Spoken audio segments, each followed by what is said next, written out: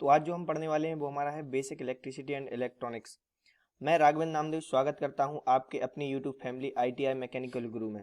जैसा कि हमने कल की क्लास में पढ़ा था बेसिक इलेक्ट्रिसिटी एंड इलेक्ट्रॉनिक्स का जो बेसिक रहता है उसके बारे में, आज हम उसी को चैप्टर को आगे बढ़ाते हुए देखेंगे कि इसमें और क्या क्या जो विशेषताएं रहती हैं बेसिक इलेक्ट्रिसिटी एंड इलेक्ट्रॉनिक्स की और क्या क्या यूज रहते हैं ऑटोमोबाइल के क्षेत्र में। जैसा कि हम एमएमबी ट्रेड के बारे में पढ़ रहे हैं, एमएमबी डीजल ट्रैक्टर मोटर ये सब ऐसी ट्रेड हैं जिनमें बेसिक इलेक्ट्रिसिटी और एंड इलेक्ट्रॉनिक्स का इस्तेमाल बेहद भरपूर तरीके से किया जाता है।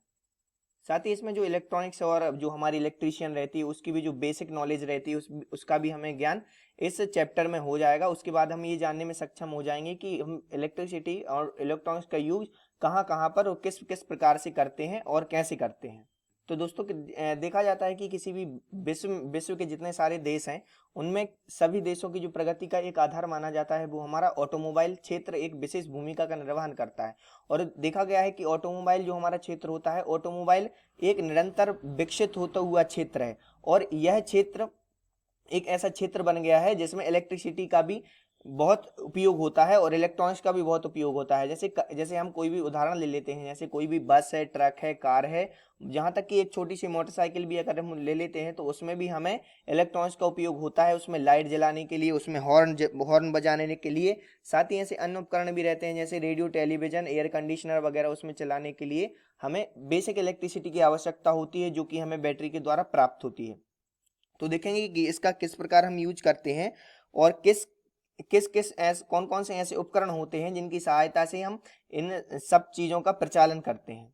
तो मैंने जैसा कि आपको अभी बताया कि जो हमारी कार, बस, ट्रक आदि होते हैं इनमें डायरेक्ट इलेक्ट्रिसिटी का यूज हम नहीं कर सकते हैं, फिर भी हम बैटरी के द्वारा ये सभी साधन चलाते हैं। जैसे कि हमारे उसमें एयर कंडीशनर वगैरह है, हमारी लाइटें हैं, हमारे अंदर के फैन वगैरह हैं और हॉर्न वगैरह हैं। तो ऐसी चीज़ें जो जैसा कि अब विंड वाइपर वगैरह भी रहते हैं तो ये सारे बैटरी के द्वारा हम चलाते हैं।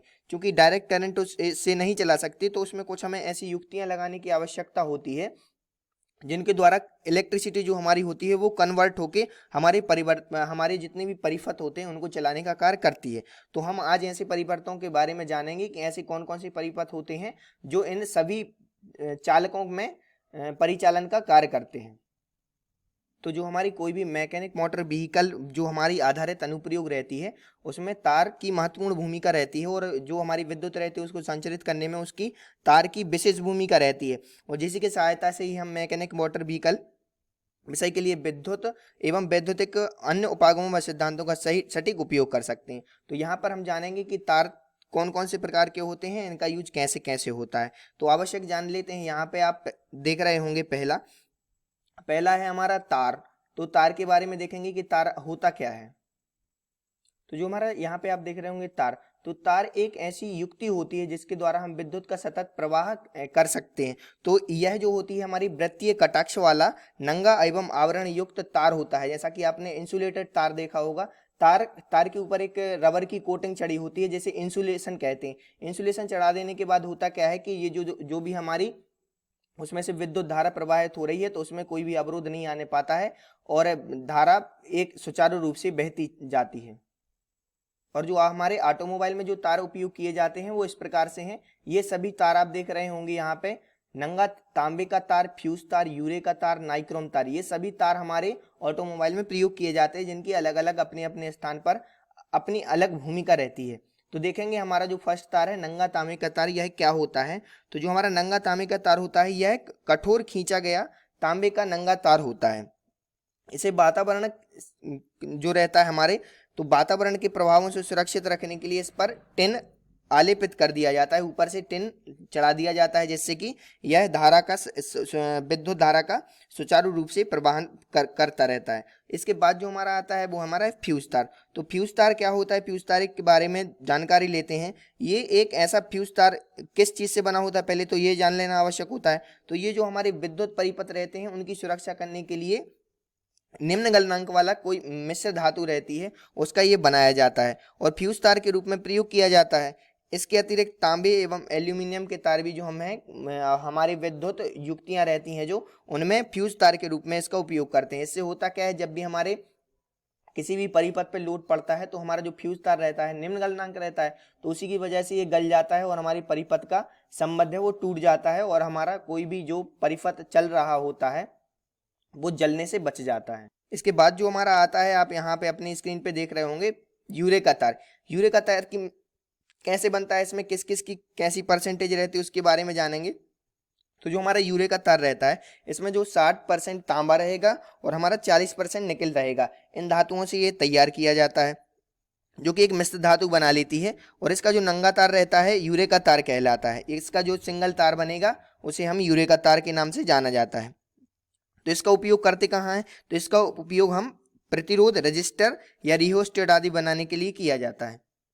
तो अगर आपको क्वेश्चन आता है किसी भी एग्जाम में कि यूरे का तार की परसेंटेज क्या होती है, इसकी कौन कौन सी मिश्र धातु मिली होती हैं, तो आप बिल्कुल बता सकते हैं कि इसमें 60% तांबा और 40% निकेल धातुओं से इसकी मिश्र धातु तैयार की जाती है। और इसका उपयोग क्या होता है, इस उपयोग पूछ लिया जाए तो उपयोग भी बता सकते हैं कि इसका उपयोग प्रतिरोधक या रजिस्टर या जो हमारा सेकंड आता है वो हमारा रियोस्टेट आदि बनाने के लिए किया जाता है। अब जो हमारा नेक्स्ट आता है 7वें नंबर पे वो है हमारा नाइक्रोम का तार। तो नाइक्रोम का तार कैसे बनता है, उसमें कौन कौन सी मिश्र धातुएं बनी रहती हैं, मिली रहती हैं और इसका उपयोग कहाँ पे किया जाता है। तो हम देखेंगे यहाँ पे नाइक्रोम, यहाँ से ये सिद्ध होता है, यहाँ पे जो आप ना देख रहे हैं यहाँ पे 80% निकेल, इसमें 80% निकेल होता है और 20% हमारा जो क्रोमियम होता है। तो इन दोनों की मिश्र धातुओं से इसे तैयार किया जाता है और इससे बना जो नंगा तार होता है वो हमारा नाइक्रोम का तार कहलाता है। अब इसका जो उपयोग होता है वो हम हीटिंग एलिमेंट के रूप में इसका उपयोग करते हैं, जो कि नाइक्रोम तार आपने हीटर वगैरह में देखे होंगे। इसका नाइक्रोम का तार ही लगा रहता है हीटिंग एलिमेंट के लिए, जो कि गर्म होकर हमें ऊष्मा प्रदान करता है। इसके बाद आती है हमारी केबल। तो केबल देख लेते हैं कि केबल हमारी होती क्या है। तो हमारी जो केबल होती है वो एक अथवा कई ऐंठे हुए तारों वाला एक अच्छा कई कोर वाला आवरण युक्त एक केबल कहलाता है। कि जो हमारी पूरी इकट्ठे रहते हैं तार, उस पर जो इंसुलेटर रहता है ऊपर से वो हमारी केबल बन जाती है, आवरण युक्त एक केबल बन जाती है, जिसे हम तारों की जो केबल रहती है तो उसे केबल नाम दिया जाता है। अब देखते हैं इसके आगे कि केबल्स की शील्डिंग क्या होती है। तो केबल्स की शील्डिंग यहाँ पे आप देख रहे होंगे, तो इससे क्या तात्पर्य है। केबल्स की शील्डिंग देखते हैं तो जो तार या केबल रहती है विद्युत संबंधी एक अत्यंत संवेदनशील अवयव है। इसमें क्योंकि धारा का संचरण होता है इसलिए इसको सुरक्षित रखने की दिशा में सोचा गया और इसके जोखिम को समाप्त करने के लिए केबलों का रोधन किया गया, मतलब इसे इंसुलेटेड किया गया या शील्डिंग मान सकते हैं आप। ये शील्डिंग दिख रहा है यहाँ पे, तो इनको शील्डिंग इसलिए किया गया जिससे ये सुव्यवस्थित रहें और इसमें कोई भी दुर्घटना ना हो।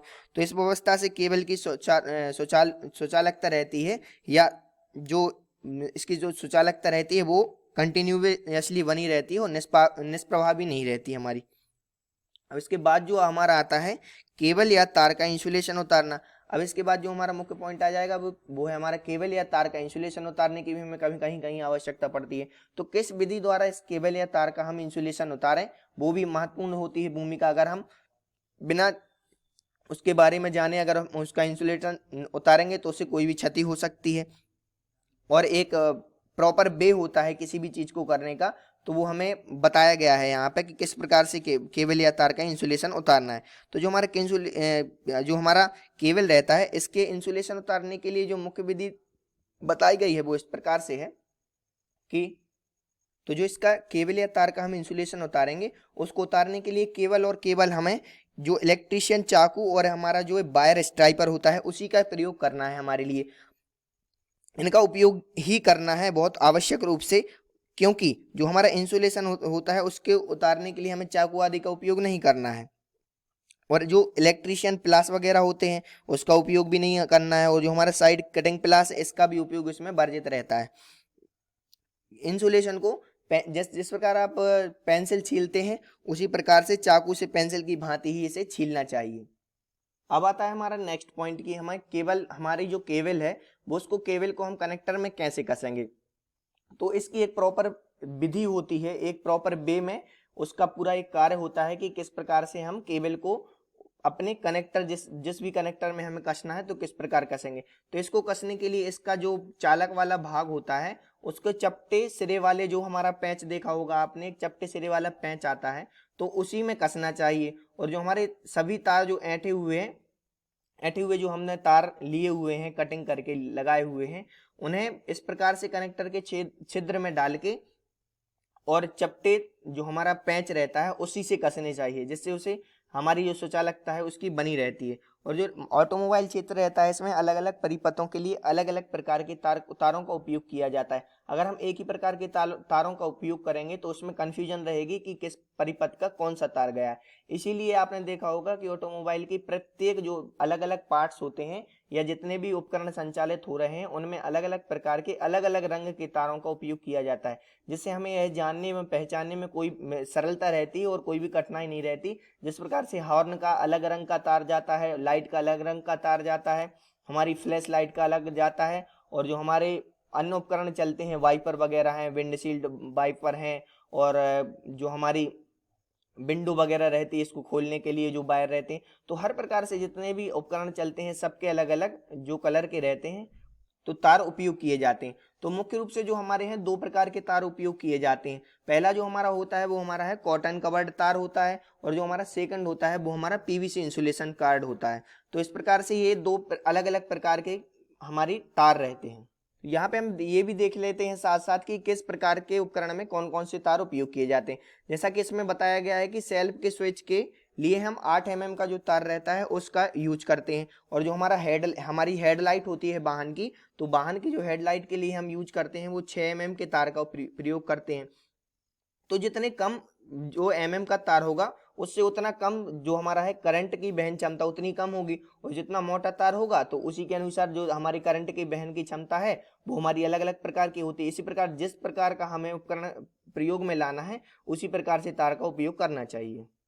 आपने देखा होगा कि जो हमारी इलेक्ट्रॉनिक्स ट्रेड होती है उसका भी हमारे ऑटोमोबाइल क्षेत्र में भी बहुत सारा उपयोग होता है। हमारे जितने सारे उपकरण चलते हैं उनमें सब में सर्किट का यूज होता है। तो हमारे जो सर्किट होते हैं उनमें आपने देखा होगा छोटे छोटे डायोड का उपयोग किया जाता है या रजिस्टर लगे होते हैं हमारे छोटे छोटे। तो वो इतनी छोटी साइज में होते हैं कि उन पर नंबर वगैरह लिखना, उनकी क्वांटिटी की वो कितनी भार वहन क्षमता कर सकते हैं, कितना वोल्टेज सहन कर सकते हैं, ये दर्शाना बहुत कठिन होता है। इसलिए कुछ रंगों की आयोजना बनाई गई यहाँ पे, प्रतिरोध रेटिंग्स में रंग आयोजना। तो यहाँ पे ये होता है कि जो हमारे छोटे छोटे डायोड या रजिस्टर रहते हैं उन पर कुछ ऐसे रंग बना दिए जाते हैं जिनसे हम पहचान सकते हैं कि किस प्रकार के उनमें भार वो हमारे विद्युत को वहन करने की क्षमता है या किस प्रकार के वो प्रतिरोध को सहन कर सकते हैं। तो इन प्रतिरोधकों की जो हम रंगों की आयोजना कर सकते हैं वो दो प्रकार से कर सकते हैं। जो हमारा फर्स्ट होता है वो हमारा होता है बैंड प्रकार, और जो हमारा सेकंड होता है वो होता है बॉडी प्रकार। तो बैंड प्रकार में किस प्रकार से रहता है कि इस बैंड विधि में प्रतिरोधक की बॉडी पर जो एक किनारा रहता है उसे विभिन्न रंग की 4 पट्टियां बना दी जाती हैं। जो हमारी पहली पट्टी रहती है वो प्रतिरोध के मान के पहले अंक को, दूसरी पट्टी रंग दूसरे अंक को, तीसरी पट्टी रहती है वो रंग गुणक को प्रदर्शित करती है, और हमारी जो चौथी और लास्ट पट्टी रहती है वो हमारी रंग प्रतिशत सहन सीमा को व्यक्त करती है। तो इस प्रकार से हमारी ये 4 प्रकार की हो गई। अब इसके देखते हैं प्रकार की बॉडी के प्रकार कौन कौन से रहते हैं। तो ये वाला प्रकार रहता है बॉडी का, तो इसमें पूरी बॉडी को एक रंग से रंग दिया जाता है। अब दूसरे रंग से एक सिरे को रंगा जाता है, इसका दूसरा सिरा रहता है वो अलग रंग से रंगा रहता है, और बॉडी पर भिन्न भिन्न रंगों की बिंदियां बनी हो देखी होंगी आपने रजिस्टर में। तो भिन्न भिन्न प्रकार की बिंदियां बनी रहती हैं जो कि आयताकार या वृत्ताकार होती हैं। तो जो प्रतिरोधक की रहती है बॉडी, रंग प्रतिशत के मान को पहले अंक को, सिरे का दूसरा जो अंक रहता है वो बिंदी का रंग गुणक को, जो बिंदी का रंग रहेगा वो गुणक को प्रदर्शित करेगा, और जो आयताकार चिन्ह रहेगा वो रंग प्रतिशत सहन सीमा को व्यक्त करता है। जैसा कि आपने देखा होगा कि जो भिन्न भिन्न प्रकार की पट्टियां बनी रहती हैं, तो हर प्रकार के हर रंग के लिए अलग अलग जो उसकी आंकिक मान रहता है या प्रतिरोध वहन करने की क्षमता रहती है वो अलग अलग रहती है। जैसे किसी पे काली पट्टी बनी है, भूरी, लाल, नारंगी, पीला, हरा, नीला, बैगनी, स्लेटी, सफेद, और जो हमारा सुनहरी, चांदी और कोई अन्य रंग नहीं रहते जो, तो सबके अलग अलग अपने मान रहते हैं। अगर किसी रजिस्टर पर 4 पट्टियां बनी हैं उनमें काला, भूरा, लाल, नारंगी ये 4 पट्टियां बनी हैं तो इनका अलग मान होगा, और पीली, हरा, नीली, बैगनी रहेंगी तो इनका अलग मान होगा। तो इस प्रकार से हम उसकी वहन क्षमता को अगली वीडियो में मैं आपको इसका जो न्यूमेरिकल वगैरह है वो भी बता दूंगा कि किस प्रकार से हम कोई भी रजिस्टर हमारा रहता है तो किस प्रकार से उसका मान निकालेंगे। अगर आपने हमारी पिछली वीडियो नहीं देखी है तो आई बटन पर जाकर क्लिक करें, हमारे चैनल को लाइक शेयर सब्सक्राइब करें और अगर हमारी वीडियो आपको पसंद आई हो तो अपने फ्रेंड को भी सेंड करें। थैंक यू दोस्तों, धन्यवाद।